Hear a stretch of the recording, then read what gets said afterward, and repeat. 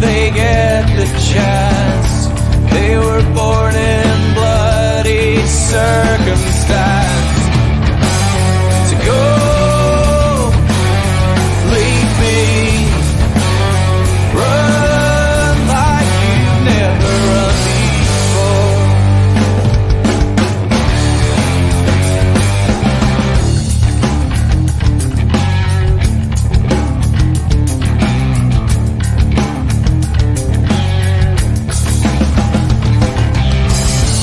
A voice from the underground, given room to breathe, not be drowned. So die if you get the chance. Better men than you've been left this dance. To go, leave me, run like you've never run before.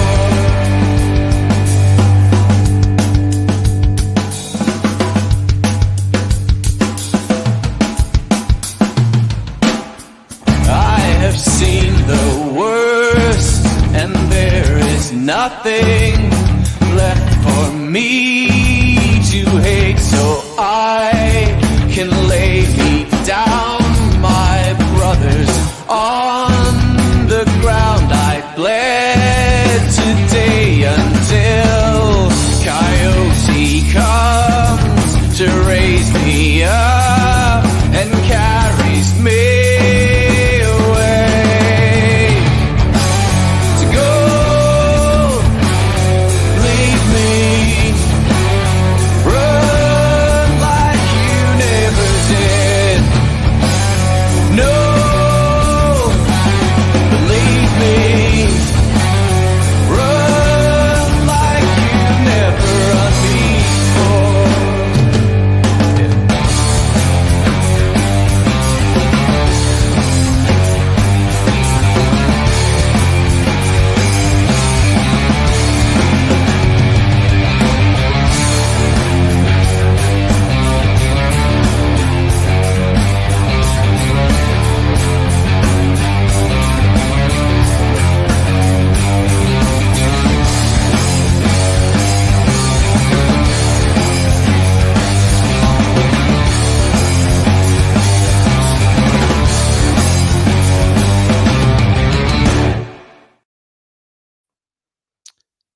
Hello, good evening. Welcome to the Scottish Rugby Podcast, brought to you by the Scottish Rugby blog.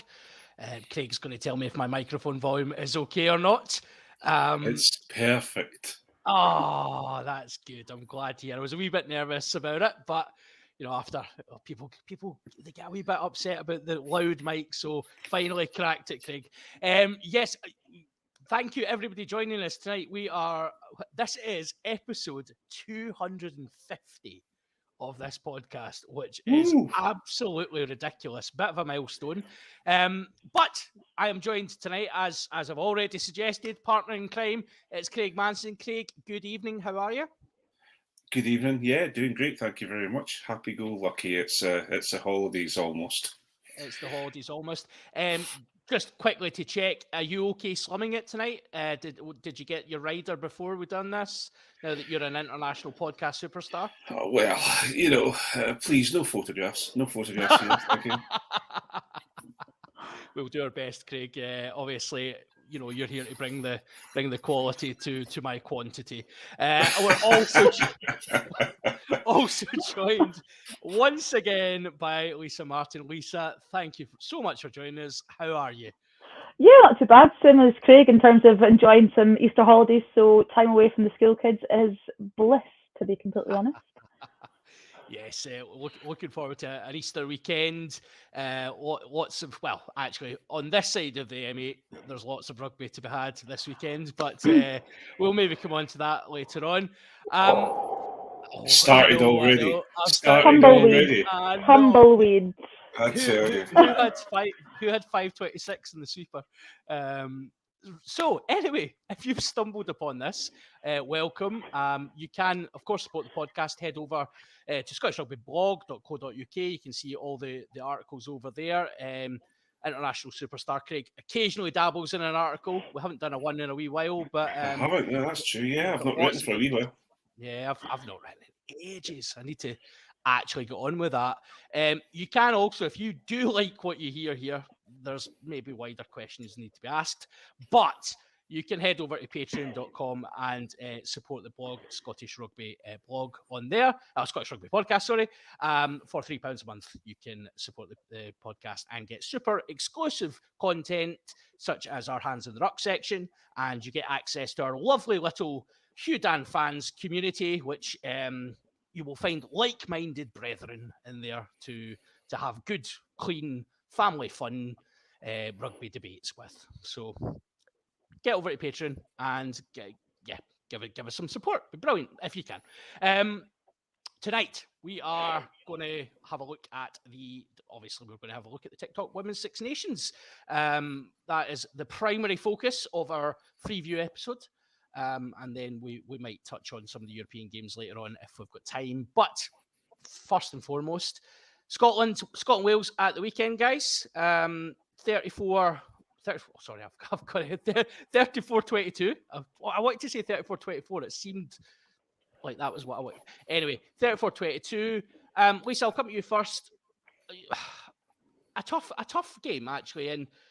And again, a different game, given obviously England previous week was a bit of a hit to nothing. This was a game Scotland would have been targeting. So what was your takeaway from it? I think takeaway from it was just attacking play looks so different. It looks so great, especially off face play. It looks fantastic. It's just how do we get these girls involved in face play? Because we see how dangerous they are. How can we get Fran involved? How can we get Karine involved a bit more around there? And I know the girls spoke about it before. They're trying to avoid getting in that absolute arm wrestle. I think it descended into an arm wrestle, which is one that we are maybe not renowned for being the most brutish or physically dominant team. So when that game got into that sort of an environment and, set piece really took a handle there, I think that's where we really started to struggle. But yeah, I think there was definitely glimpses in attack. I think, again, it's just coming back a little bit just around tacticalness, around how we're going to play this game against these people. And also just defence, again, is just a little bit of a let-up. You speak about the attack. Obviously, Craig Laidlaw's come into post and seems to have immediately started to have that impact. Is some of the, I mean, you could say maybe in the last couple of games there's been times where Scotland have looked incredibly dangerous, and there is just that last 1% of accuracy. Does that, Craig being in post, that obviously will come over time, surely? Yeah, well, like every coach has their own sort of attacking mantras, attacking philosophies. And obviously he's only been given like a few weeks in post, and we've seen with Steve Borthwick and all that as well. 6 weeks in post isn't much for a professional team at all. So to see these early glimpses now is great. But I think by the time it gets to the Ireland game at the end of the TikTok Six Nations, I think we'll see a bit more fluidity to it, a little bit more streamlined nature of what the attacking philosophy now looks like. But there's definitely, like you say, definitely really good glimpses. It's just, like I said before, how do we make that into face play attack as well, instead of just, when we have that nice little settle of, yes, we're going to have these 16 forwards in here, it's going to be great, and we'll have backs, let's do something. How can we manipulate and face play a bit more? Craig, coming to you now, what was your sort of initial feelings on the weekend then? It's a real... for me, it's a highs and lows. As Lisa's just mentioned, I'm really, really pleased. Sorry, my dogs have just gone crazy out in the back garden there. If you hear the dogs barking, for me, I think, as Lisa says, there's some really, really nice pieces of play coming now, and the ball's being moved far. It looks far easier for the players to get to move that ball around, and I think that they're almost they're bringing obviously the wingers in as well they're not just sitting out waiting on the ball coming to them, they're looking for the ball, which I'm really impressed with. Well, unfortunately, Wales did exactly what Wales do, and that is drag us into their gameplay. And the I, I struggle to say this because I don't want it to be taken in the wrong way, but the the Welsh forwards were ferocious, absolutely ferocious, and I feel that God, we fall on this all the time. The too nice side of things. I think we've got a really, really fantastic forward pack, but I just feel they need to, do the old. I don't know if you ever what's the Jean-Claude Van Damme film where he dips his hand into molasses and then into glass. Bloodsport or something. They need.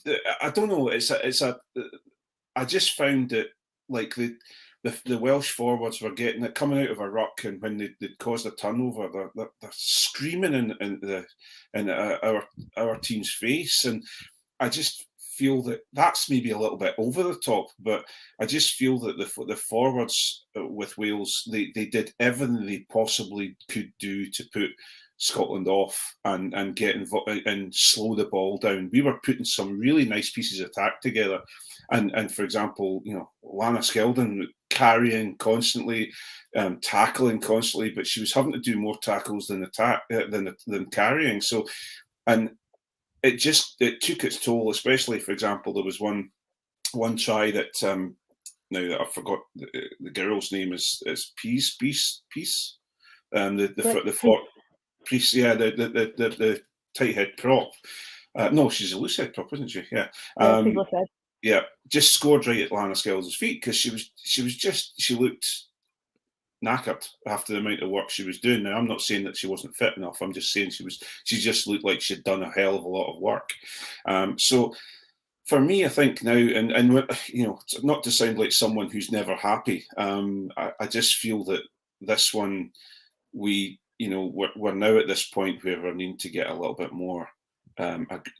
Aggression's the wrong word, but a little bit more streetwise, I think, with the forwards. The girls are doing a great job, and I'm really, really happy with what they're doing. And I'm not questioning their commitment, and I'm not questioning how strong they are, etc. I just think that Wales just looked so much more aggressive in the forward pack. What does that come down to, Lisa? That difference in aggression? I think it's just a nastiness, to be honest, like in a nice way. But let's not anger too many Welsh people. There goes more Welsh listeners. So no, I think it is. It's actually having a bit of nastiness in there and actually pushing boundaries and pushing the line a bit. And I think you nailed it right in the head, Craig. Is we are far too nice as a team. Like, we are so worried about giving away penalties, and it's always been, we need to have these 9 or less penalties per game, that we're now scared to do anything. So we're scared to have a 50-50 chance of, here, I'm just going to go in here. I might get a turnover. I might get a penalty. Damn it, who really cares? I've at least slow the ball down. I think that's our biggest thing at the minute, is we're giving teams ability to play real quick rugby. And that's going to take its toll over doing that for 50, 60 minutes. At times, you have to kind of play a bit savvy and play a bit smart and just be like, you know what? I'd rather give away a penalty in their own half than go on from the 10, 11 phases and then on our 22. So I think it needs someone. I think the thing we're really missing, the thing I'd really like to see, is actually a big jackal threat. It's something that we don't have. I mean, you look at a Marley Packer, for example, and she knows through experience and just through ability when is the right time to A, jackal for the ball, and B, give away a penalty. That is something we don't have really within our squad, and something that we really lack and really miss. So if we had something like that we could, is a bit of a Richie McCaw, for example, is a bit like that, who will toe the line, but will push it when needs to be. I think, that's the thing. And the Welsh girls will push the line, and they will celebrate little victories, like when they get turnover and stuff like that, because it does get on your gears, and that's their mind game. Like, if they get a little like chink in the armor, they're just going to go straight for that. So if they see us react to them celebrating our face, they're just going to keep making that bigger, because it knows it's just going to get to us. So thinking, Craig, about, obviously we've talked in this pod quite a few times about the journey of professionalism in the women's game, and Scotland being, behind everyone else in a lot of ways. How results don't necessarily do justice to what we're seeing, but how much does that 6 months extra that Wales, are ahead of us in that professional journey? How much did that make a difference at the weekend? I have to say, I didn't see as much of a difference between the two squads personally. And Lisa may have a different eye on it, but I really honestly thought we lost, just as Lisa said, we didn't when we gave them the ball and we didn't really want it back from them as such. When it came back to us, yes, and we put some really nice pieces of play together. But like, for example, I've forgotten the girl's name, but the 10 for Wales, Eleanor Snowdell. Yes, not yeah. I didn't think she was any better than Helen Nelson on the park. In fact, I think Helen Nelson was better than her on the park. I think really the big difference for me was just the forward pack were more of a unit for Wales than we could produce. Especially when you're looking at scrummage, you're looking at line out. Line out was okay, actually. I thought the line out was all right, but I thought scrummage, which and maul as well. Those sort of things, they're the things that you need to take the time to set up to make sure that you're fully ready. Now, obviously, skills etc. come in very, very high as well. You need to make sure, but that seems to be translating very, very well into the Scotland players. But I think the pack is good, and it will do a very, very good job. I thought you see that they're very mobile around the park, but I just think that Wales their sheer aggression just came through. They wanted to win every single yard, every single meter, whereas we didn't seem to have that in us. I'm sure they did, but it just didn't come across. So I think that's maybe having someone working in the forward pack for a little bit longer might just bring that out. Because I know some of the girls that are coming through in the background, who I know for a fact are well drilled, skillful, strong, hardy women, and they'll come into the forward pack and do a very, very good job in the future. But we've got to solve that problem right now. I think over the last couple of games, Lisa, what I've noticed just from a very untrained eye is that level, the carrying in particular in the forward pack, for me has been night and day to previous tournaments. I mean, what from your perspective, what are you seeing that's, because we are very positive about this team and we're very positive about where they're going. What are the green shoots of hope that you're seeing? I think now we're seeing girls get more opportunities. I know for a couple of seasons now, previously, we have had our 15. This is our 15. These are the girls we're going to play with. If anything happens, dear God, the apocalypse has happened. Like, now seeing girls get given shots and given opportunities in games is good, because nothing beats game experience at international level. And I think, touching on what Craig was saying, I think that's also what Wales had above us, is these girls have a lot of international experience. So we've got a number of girls who are just had snippets here and there.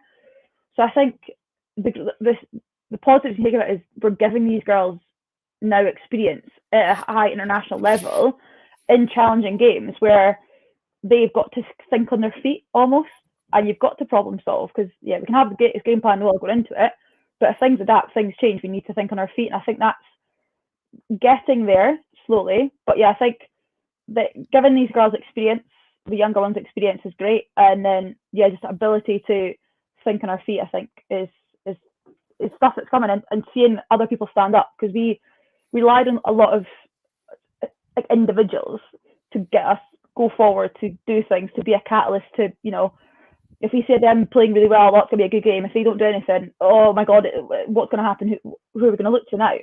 whereas we're now actually having to look at other people to step up. Because like you say, we are really missing like Jade Conkle-Roberts totally as a carrying ability, but you then, like when we're speaking to some of the Welsh and English girls, they know that the minute if she's got a ball in her hand, she's going to carry. So they're like, well, it's fine, we'll just shove 2 in her, double shot, done. Whereas now, if we're spreading the load a bit more, it means our carriers can do more because they're getting asked to carry every 3 to 5 times rather than every second time, and it makes us more unpredictable because at times we can be a bit predictable. So yeah, I think there's little bits there where we kind of maybe our hand has been forced a little bit, but that's only a positive. And it's really interesting hearing about. So obviously, there's been a couple of changes. You've talked about Jade Conkle-Roberts, obviously missing through injury. There has been a couple of changes to the team. Craig, how are the new guns going, and what are you seeing from them? I think for me, I'm seeing. Well, I've got to say especially the really new caps have done a very, very good job. Yeah. I'm really impressed with Francesca McGee.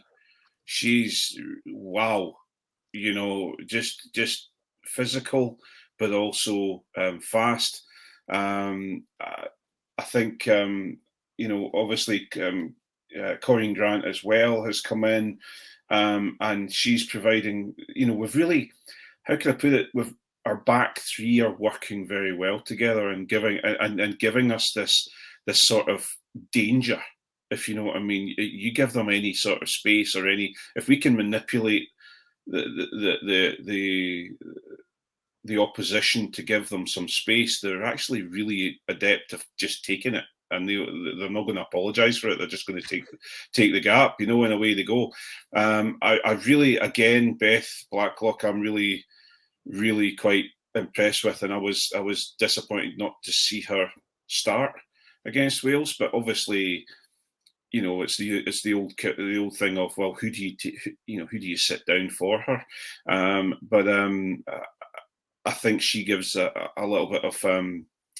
Now this is me talking about backs too, and I'm not all that great about it. But she for me, again, it's this physicality side of things. She's got the pace, but she's also happy to take her inside shoulder and make the defence work to get her onto the floor. Whereas what I thought maybe was our slight downfall with the forwards was yes, we're putting tackles in, but people like Tua Pilotu, 19 years old and able to do what she does already, she needs a double tackle put in and her pushed backwards rather than going with using her momentum to get her onto the floor.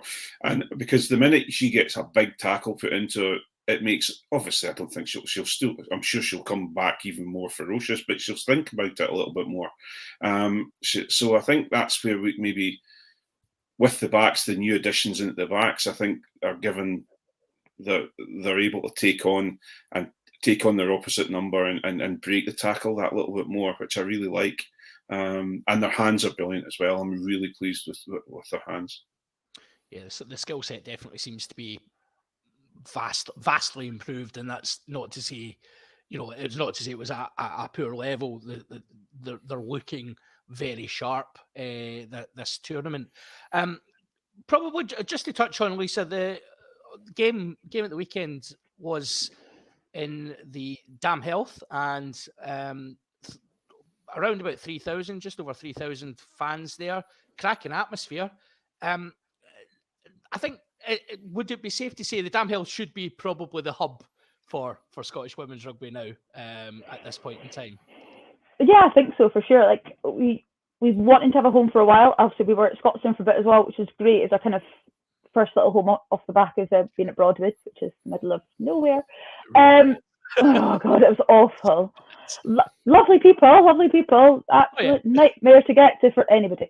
But, yeah, I think if we want to make somewhere our home so we can feel comfortable there, we can, I know a number of the girls train there anyway. We've trained there for a while.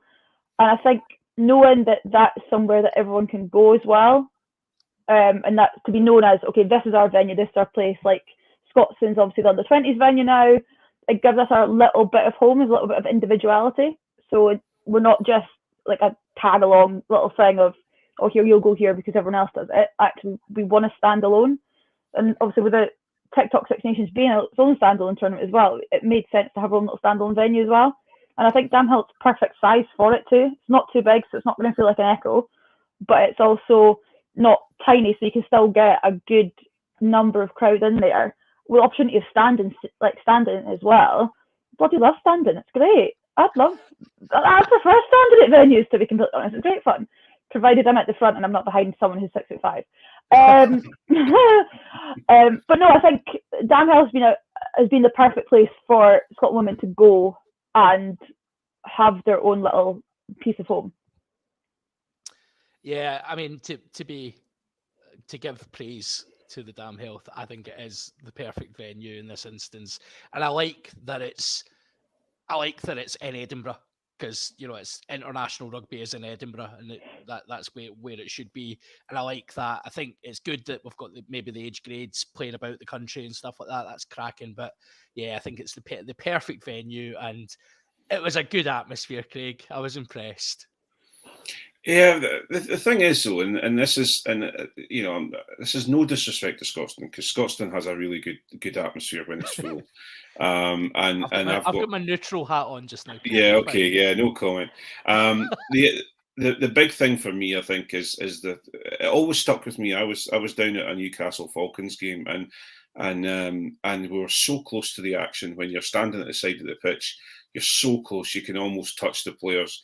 And I think with the Dam, that you've got that with the Damhill, so you almost feel like you're on the pitch with the players at the time, which, in my opinion, and the way I feel about it, because I stand in the Lothian stand. That's where my season ticket is, because I like, again, it's the same thing as Lisa. I like to stand. I like to be able to, it gives something. I don't know what it is, but you just want to be you're on your feet. You don't, you're ready to support your team, but you're just so close to the action that it just feels like you're on the field with them, and hopefully for them, they feel that you're right behind them, standing behind their shoulders, ready, willing them on as well. Probably also helps as well, Craig, that obviously it's the same pitch at Scotstoun, but the Damhill is a fast pitch, and the type of rugby the women are trying to play really suits that type of pitch as well. Yeah, and I guess it's although because I would have automatically thought that Wales wouldn't like the Astro, but actually, if you look at where they played at Cardiff last year, and it's an Astro pitch. It's Astro as well, yeah. So I don't think there was any advantage to us. I think the only advantage was the fact it was home, and they feel that it's home. So to bring it down slightly, so 2 losses. I'm playing devil's advocate a wee bit here, Lisa. 2 losses. That probably would have been targeted at the start of the tournament as a game Scotland could have won. They've lost a few on the bounce now to Wales as well. France up next. Doesn't get any easier. What's a successful outcome in this tournament now? What's the best case scenario for you now? I think best case scenario is win the next 2 home games, 100%. Like, they are. Ireland is definitely beatable, 100% beatable. Like, I would put my hat on it. We're going in that as favourites for that one. Italy, I've said before, you've literally got no idea where Italy's going to turn up, to be honest. So you're hoping they have a bit of a shocker in a couple of weeks in the lead up to it, so it gives a little bit of buoyancy for us going into that game as a home one. But yeah, and I think for France, I think just putting in a performance. We've seen that they're building at the minute, obviously with new management and Gail Mignon coming in. She's still trying to get her style of playing. There's been a few personality clashes, let's just say, between her and some of the players that's been heard of. So the scary thing is they're building. They're really, really building, and to have Jessie Tremoulier on the bench, who made Team of the Decade a couple of years ago at World Rugby Awards, is quite scary. But again, if we can get the first couple of minutes and give them a bit of a scare, I think we could put up a good performance against them. But I think if you give them momentum, then it's a scary prospect, to be honest. And that is the case, isn't it, with the two giants of women's rugby in England and France, in the Six Nations. It's almost the scheduling hasn't exactly been that kind to us. Having the two games at the end probably is quite good. Craig, we've done best case scenario, target 2 home wins here. What's actually going to happen? What's going to be the outcomes for this Six Nations? Heart says 2 home wins, because I think the Italians, I would hope that we can get enough support down to really give everyone a lift. Also, I think the Italians haven't dealt with this backline yet, so it'll be interesting to see how they deal with how quickly our ball moves now. But head wise, I don't want to sound negative, but I think it's going to be Ireland, and I think we should go out and beat Ireland. Unfortunately for Ireland, the way they are at the moment, I think we should go out and beat Ireland. So I would like to think, and I'm exactly the same as Lisa, I think we must target 2 home wins.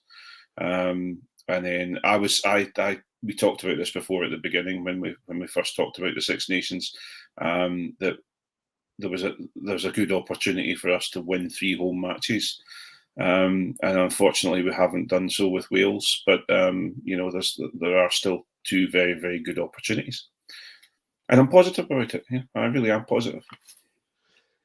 And that's the thing. We absolutely should be positive about it. The performance is building. I think you're absolutely right, Lisa. Almost next weekend's a bit of again, it's back to that free hit aspect, and it is really about the performance. But yeah, it's interesting. We've not won a Six Nations game in a couple of years.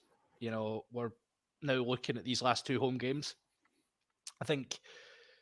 Yeah, it would be so good just to get a win on the board against these teams. It'd be a massive moment. I think it would really benefit in terms of the confidence. It's great playing great rugby and playing exciting rugby, but you do need to get into the habit of winning, and with that comes, I think it's probably the frustration of the scheduling again. So you get into the habit of, you get a couple of wins on the bounce, and then England turn up, and you're like, all right, cool. Lisa, we'll come back to Craig's favourite topic, the backs. Obviously, we've talked about the skill set, the excitement, the just the absolute talent that sits in that back line now. Chloe Rowley, oh my days, what a player she is. Give the listeners something about Chloe, because wow. The story is not a story. No, I remember Chloe first burst on the scene at Melrose, and she was about 9 stone soaking wet. She was absolutely toty, but the minute she got the ball in her hand, the girl's such a balanced runner. She just found a gap and she was gone. Obviously, we then snapped her up at one day because we'd rather have that in our team than play against her, as you do.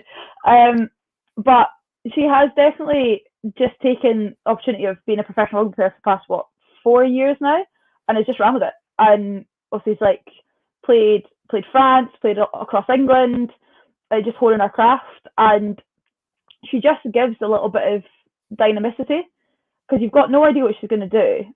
The ball's tucked, the girl's going to run, and you've got no idea which way she's going to step you. But yeah, she's a great player. Can be grumpy as hell sometimes. We used to have a running joke that literally every time you see her, you're just like, I'm in a mood, and she's like, I'm in a mood. But she just laugh it off. But she's great fun. She is a great laugh. She's just, if she's in her grump, she's in her grump, and you just know it. But you know what? If she can run in tries like that for fun, I'll take anyone being grumpy, to be completely honest. But Yeah. don't think if I could step someone like that, I would ever be grumpy. I would just step someone and then just the smile would, there would be no grumps ever. No, it's great. What I was thinking, Craig, just still on the topic of Chloe Roy in particular, as Lisa says, certain players have had exposure to professional rugby for a decent wee chunk of time now, and best will in the world, certain players look like like they're on the cusp or are professional rugby players. You can see that, and there's other players who've got a bit of catching up to do. How quickly does this Scotland squad get to France and England level? Well, it's an interesting one because we have talked about being behind the curve an awful lot, and we do talk about it's it's difficult. I do get certain. I have heard a few things saying that the difference in level from, for example, the Thistles and under 20 is quite dramatic, and where we need to do is we need, in my humble opinion, we need to lessen that gap, and I think the Thistles has become a very good. What's the word? It's a great intermediacy between the two, if that's even a word. So hopefully we can produce, give these younger players coming through a taste of the Thistles, a taste of slightly more high level of rugby, coming up against seasoned professionals as well as upcoming youngsters. But so I think developing that side of things is not going to be quick, but it's going to help a great deal. But also, England are a situation where I don't see them. Hughie says, wait until the World Cup happens in a couple of years' time, and then I'll realise that I'm talking rubbish. But I don't see them getting any dramatically better than where they are at the moment. As in, we've got quite a dramatic amount to move forward, and we can close the gap. I feel that bit quicker than England. England can accelerate away from us, and the same with France. So I think if we just keep working hard, I think I keep saying we. It's got nothing to do with me. I'm not even anywhere close to the pitches. But I think if Scotland, if we can have more investment into the grassroots, more investment into closing the gap between Scotland women and the teams that are supplying the internationals, so that we don't have to send everyone away down to a professional team in England. We can have them playing high level rugby here in Scotland. I think if we can work on that, I think it's going to drag everyone up to that England level. Drag's the wrong word. Accelerate everyone up to that level. Money's not the magic bullet, but I think it goes a hell of a long way. And I think I have to say this, and okay, I've known Brian for a wee while now, so I don't mean this the wrong way, but I think he needs to start bringing some talented women coaches into the team, and working on that side of things as well, because I do feel that no matter how much I coached women's rugby, I could, it was just me telling women how to play rugby. It was, I'm working hard with them and working them as part of a team and being part of the team. But there's always it's not that I didn't feel comfortable, but you just feel that there's got to be talented coaches out there, and they need to be given the opportunity to coach. Because if you look at the opportunities that Scotland football have given women coaches, that needs to be done. There needs to be equality straight the way through that, because no matter who the coach is, the team should perform. But I just feel that it's far too top heavy that way for in the wrong way, if you know what I mean. Yeah, I think that's fair. Lisa, you're nodding. Mhm. Anything to add in that space? A knowing look in your face there. There are some women's coaches coming in and coming through, but the ones who were earmarked, the ones who were accelerated, have now gone off to other countries. Yeah. Because they weren't given an opportunity within Scotland. They were given, oh, here, just go and do some like special skills coach, or here, go and just do like under 18 sevens or something. Mm. But it's always been, oh my God, I'm so happy to be saying this, but it always seems like it's just a job for the boys. Like, people get brought in for, oh, here, you've done this, you can come across here. You've done this, come across here.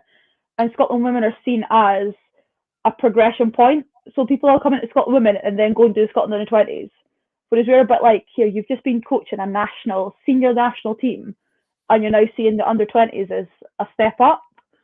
Like, we want people to be with us, to coach with us, who want to be there for a long time. I know before Shade came in, the longest we had a head coach involved was 2 years. And so if you're constantly transitioning to having a new head coach, a new like attack coach, new defence coach, new all that, consistent, like, you weren't able to build on anything you'd done for 1 year because everything was ripped up, started again. And I think that's the biggest thing, is like, we want to have consistency. We want to have people there who want to work with us and who understand us. And yeah, like, down at Saracens, like, I'll have to say Alex Osterby is probably one of the best coaches I've worked with, and he just gets it. He gets how to work with women, and he knows if we're having a bit of a moment, he's like, I'm just not even going to poke the bear. I'm just going to let you guys get on with it and come back. Whereas you've got other people who just don't know. So, like, as women, we like to question a lot and understand, okay, but why are we doing this? We want to know every eventuality and know how we've got to this point to say, okay, well, that makes sense. I'll run with it. Rather than, like, I know some men's team, you tell them to do something, you tell them to run at a brick wall, they'll be like, yes, I will do. No questions asked. They'll be like, yes, I'll do it, it's fine. Whereas we want to know why. Nick Howard taught me a huge amount when I was coaching there, because Nick Howard, Scotland, she Scotland international. She now plays down at Sharks, Sale Sharks, and I just remember, because I'll put my hands up. I was an old school coach. I'm an old school player, and we put the Harlequins together, and Nick was one of the first players there wanting to come and train. And I just remember the questions, and it was brilliant, because she taught me so much, because I realised that, and I don't mean that it's a very difficult situation for a guy to go, oh, training women is totally different from men. But there was nuances to it, and she taught me so much. In fact, someone who's in the squad at the moment, Fiona Cooper, taught me so much. But then I think there's people, I don't know what your feelings are, Lisa, but there's people, I don't think, is Shanks still out in Japan? No, so Louise Dalglish is still in Japan. I think she's staying there. So Claire Cruikshanks she was doing stuff with Sweden, and obviously is now back doing futures at the moment.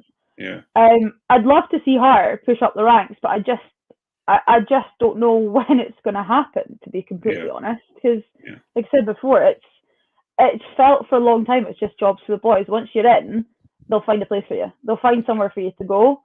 And yeah, I think, like you said, Craig, it's not that we're different to coach. It's people management. It's people skills.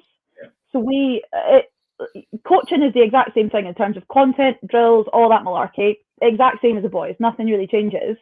It's just how it's the interactions, and I think that's the biggest difference between us. And some people get it. Some people are like, actually, I want to have a discussion, and I'm happy to have a discussion. You've got other coaches who you ask a question, or you look for clarification of, like, but why are we doing that? I don't understand why we do it. And you get shot down because they say, well, it's my game plan, that's it. And I'm like, what? But why are we doing that? Because that doesn't make sense. Well, we're doing it because it's my game plan. If you don't like it, get out. And I'm like, okay then. Well, but you hit the nail on the head earlier on, and this, people should. I had a taste of coaching at a higher level, at a senior level. if I ever manage to work my way up to coaching Scotland women, you want someone thinks that's the pinnacle. It's an international team. You're getting to coach your country's national team, and it just, unfortunately, I think I should have thought about it the same way as Lisa's thinking about it, because I've had some experience of it. But you're right. This sort of revolving door of coaches coming through to get experience by coaching. No, that shouldn't. It should. I'm sorry, that's not my prerequisite for the job. My prerequisite for the job is I want to take Scotland women to the top 4 in the world. And that's my mission. I don't want to, I'm not that bothered about going over to the men's rugby side, or going to coach the under-20s. That's not what I want to, it's frustrating. But we'll talk more about that in my hands in the ruck at some point. Oh, that's a nice little segue, Craig. I was going to go with, shall we talk about revolving doors of coaches a little bit more in hands in the ruck. But I think, a positive start to the Six Nations, and fingers and toes crossed we can get a couple of wins under our belts for the rest of the tournament. I am going to suggest we are calling it for our freemium stuff at this point. We are going to switch off to those freeloaders over in the free channels and go over and do some lovely content for our. Cammy's far nicer to people, and Cammy's far nicer to everyone than you are. But that's what people know, Craig. Dare I say you're being elitist here, John? I'm just suggesting that if you all the good stuff sits behind the paywall. So if you want to come and join us, but it's been great to have a chat about the TikTok Six Nations, and we'll obviously be covering it for the rest of the tournament. Lisa, you're obviously you'll be hopefully with us for the rest of the tournament as well, and yes, love that. But yeah, we're going to switch off the free channels now. So I guess it is goodbye from me. Goodbye, Craig and Lisa. Bye. Bye. And then I frantically try to do this. It's been a wee while since I've hosted